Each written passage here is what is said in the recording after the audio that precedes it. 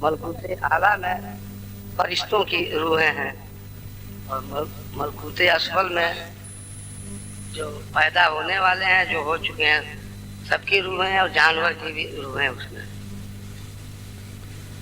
بتایا گیا ہے کہ یہ جبروت جو ہے انسان کامل کا مقام ہے، عشق کا گھیرا ہے، اور لاہوت میں بے رنگی کی دشا ہے، یہ بے رنگی میں ذات موجود ہے لاہوت میں۔ اور جہاں بھولنا ہے وہاں ہٹائیے گئے، لاہوت میں بے رنگی میں ذات موجود ہے، خدا کے پھیلاؤ کی جگہ ہے، اور جب ایک نقطے پر آ جاتا ہے تو اسے عرش کہتے ہیں، اور لاہوت جو ہے خدا کے پھیلاؤ کی جگہ ہے۔ پھر شہود کہا گیا، غیب جب نظر آنے لگے تو پھر یہ شہود ہوا، آنکھوں سے نہ دکھائی دے دکھانے لگے، پھر شہود ہوا۔ پھر شہود سے مشاہدہ تھا، جیسے تاج محل دیکھنا ہے، دھیان میں رکھا کہ بھائی تاج محل اس طرح سے ہوگا، ایسے بنا ہوگا، یہ تصور خیال میں باندھا۔ پھر مشاہدہ، دور کھڑے ہو کر تاج محل کو دیکھا، اور پھر اندر داخل ہوا، یہ معائنہ ہوا ہے، جا کر ریلی دیکھا اندر جا کر، دید تھی۔ نہیں وہ ظاہر سے صورت سے معنی میں، صورت سے معنی میں، معنی سے غیب میں، غیب سے شہود میں، شہود سے کیا ہے، مشاہدہ میں، مشاہدہ سے بے رنگی میں، بے رنگی سے کائنات میں۔ اس سے پہلے تھا جو بیج کا درخت بننا، درخت بننا، ہاں تو ان کو دھیان دلوائیے، پوچھئے درمیانی حالت والا تھا، درمیانی نہیں بیج کا درخت بننا، یہ اس کے بارے میں بتائیے۔ پکنے کے بعد کچا نہیں ہوتا، یہ بیج سے درخت میں بننا، درخت جبکہ بیج میں دکھائی نہیں دیتا، نظر نہیں آتا، اور وہ پرورش کے بعد، سینچنے کے بعد اس کی حفاظت کرنے کے بلے زمین میں بیج کو دبایا جائے گا چھپا کر، تو وہ انکر پھوڑے گا۔ وہ اگر چھپایا نہیں گیا تو پھر وہ چیل کو لے کر کے چلے جائیں گے۔ یہی باطن کا بھی پروسیس ہے، یہ باتوں کو چھپا کر رکھنا ہے، اس کو آؤٹ نہیں کرنا ہے، تو پھر سے وہ آگے بڑھیں گے، ورنہ کہتے پھریں گے تو کچھ نہ ہوگا۔ اس بات اتنا بڑا پیڑ ہے لیکن اس کو نظر نہیں آتا، یہی ہے باطن روح، وہ ایگزیکٹلی یہی پروسیس ہے۔ اور جب پک جانے کے بعد جب مضبوط پھل پک جائے گا تو کچا ہونے کا سندیہ نہیں رہے گا۔ مطلب جب آپ باطن کے راستے پر مضبوطی سے چلیں گے وہ، تو پھر اس میں آپ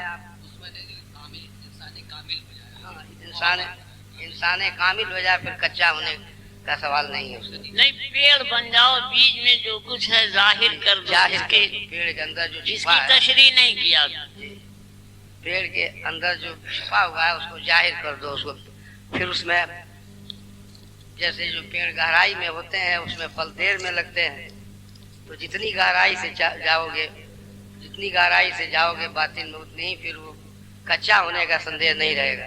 نہیں بیج میں کیا ہے جسے ظاہر کرنے پیڑ ہے، کا؟ بیج میں وہ پیڑ بیج چھپا میں کیا ہے؟ بیج میں پیڑ چھپا ہوا ہے جو نظر نہیں آتا۔ اسی طرح سے آدمی میں روح چھپی ہوئی ہے، نظر نہیں آتی۔ آدمی کے اندر روح چھپی ہے اور نظر نہیں آتی ہے، ہاں۔ تو مضبوطی سے گہرائی سے جب فکر مند رہو گے تو پھر وہ ایک دن، اور غیب کا دروازہ کھٹکھٹاتے رہے وہ، پھر ایک نئے دن وہاں تک پہنچا دیا جاؤ گے انسان کامل تک۔ نرنتر اسی فکر میں لگے رہو کہ بھائی ہم کو یہ پانا ہے، نہیں بیچ میں کہیں آپ ڈسکنٹینیو کر دے کہ نہیں کچھ بھی کام کر لیں، ابھی تو ایسے نہ ہوگا، لگاتار کنٹینیوٹی اس میں بنی رہے۔ فکر مند رہو 24 گھنٹہ، باطن کو اڑنا پچھونا بنانا، اور اس گہرائی میں جاؤ، کیونکہ گہرائی میں جو پیڑ ہوتے ہیں وہ دیر میں پھل لگتا ہے لیکن کچا ہونے کا شبہ نہیں ہوتا ایک بار پک جانے کے بعد۔ تو اس سے گہرائی میں فکر مند رہو گے تو پھر جو ایک عرصے کے بعد انسان کامل تک پہنچا دیے جاؤ گے، پھر کچا ہونے کا سوال نہیں ہے۔ پھر درمیانی حالت میں رہنے. وہ بیج کی صفت کیا ہے یہ بات ہے. بونے کا طریقہ اور اس کا انداز کیا ہے. بیج کے لیے مٹی کو ایک گڈھا بناتے چلے جاتے. ایک آدمی بونے والا ہوتا ہے. بیج جب بوئے گا تب جمے گا. تو ایک بونے والا ہوتا ہے بیج کو اس میں ڈالنے والا. پھر اس کو گہرائی میں بیج اڑائے گا. پھر مٹی سے ڈھک دی جاتی ہے اور پھر تب وہ انکر پھوڑتا ہے. اگر یہ پروسیس نہیں ہوگا تو پھر نہیں ہوگا. یہی پروسیس جو ہے باطن کا ہے.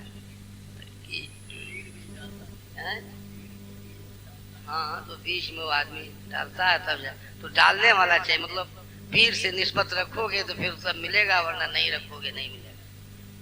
تو بونے والا پیر ہی ہیں جو کہ اب آگے بڑھیں گے اور کچھ کریں گے آگے.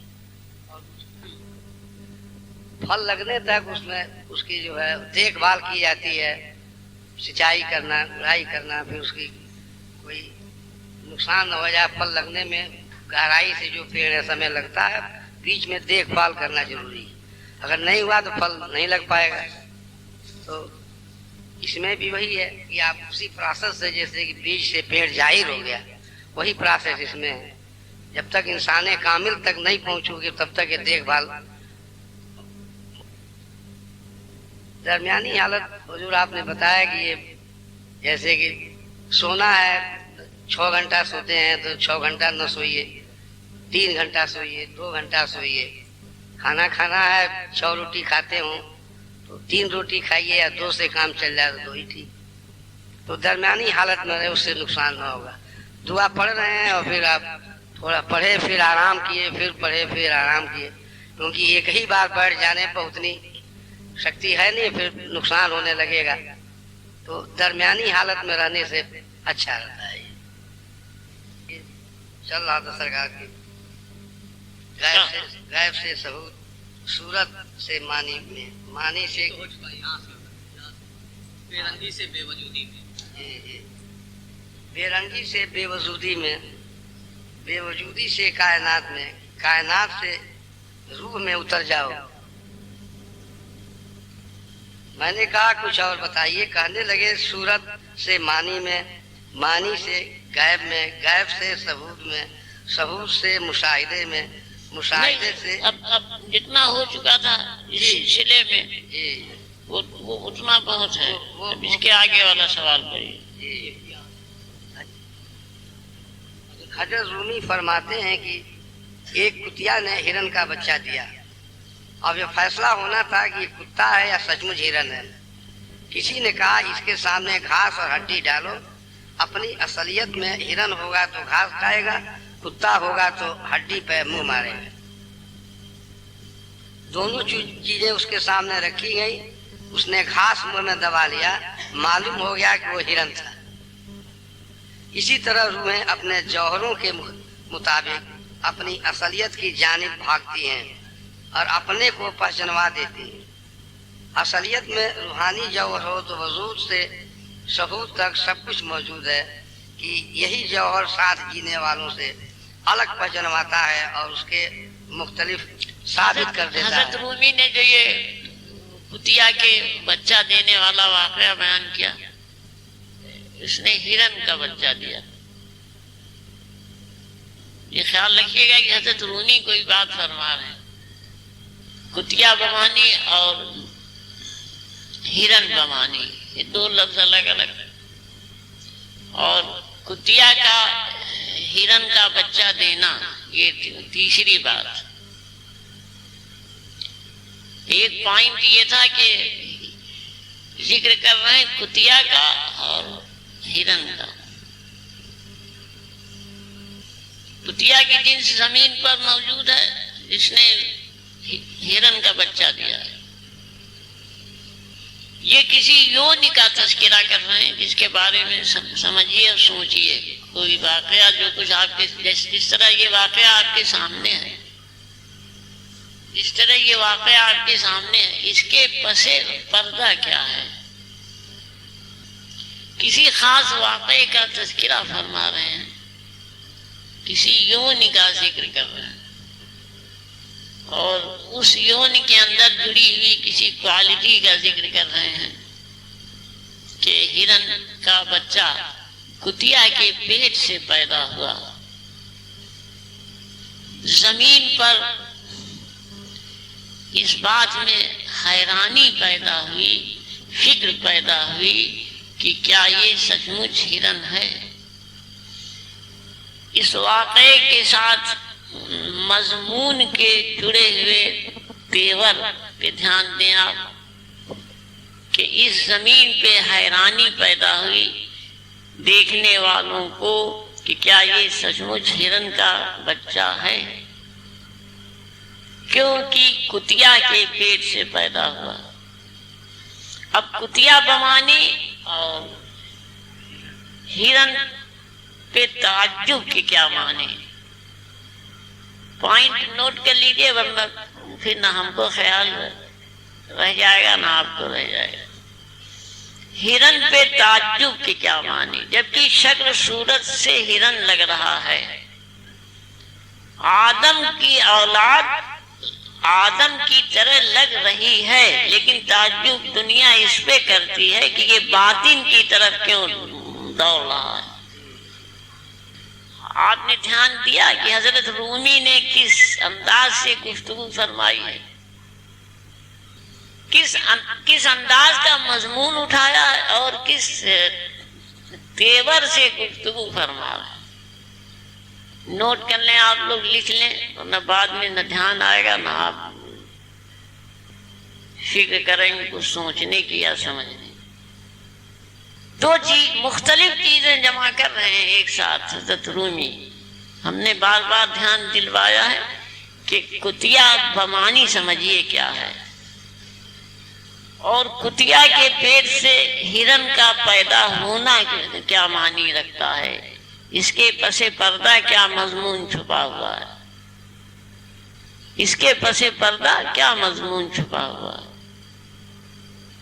کتیا کے پیٹ سے ہرن کا پیدا ہو جانا تعجب میں ڈالنے والی بات تھی دنیا والوں کے لیے،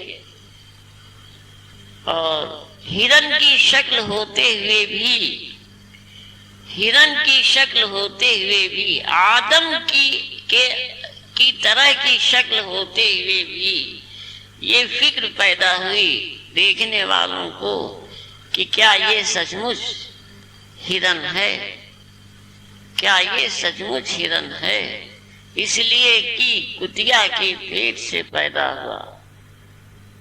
اب سوچتے جائیے کہ حضرت رومی نے کس گہرائی سے گفتگو کی. صورت صاف ہے، شکل صاف ہے، آدم کی اولاد ہے. حضرت آدم کی جائیداد سے جو کچھ منتقل ہوگا وراثت کے طور پر اس تک پہنچے گا، اس کا حق رکھتا ہے. لیکن تعجب میں ڈالنے والی بات لوگوں کو یہ ہے کہ یہ کتیا کے پیٹ سے پیدا ہوا. ایک تیر چھوٹا ہے حضرت رومی کا کتنے سمتوں میں نشانہ لے رہے ہیں. غور کیجئے کہ چھوٹی قوم جن کو لوگ چھوٹی نگاہ سے دیکھتے تھے، صوفیوں نے جب انہیں اٹھایا نیچے سے اوپر کی طرف تو ان میں جانے کیسے کیسے سنت پیدا ہوئے.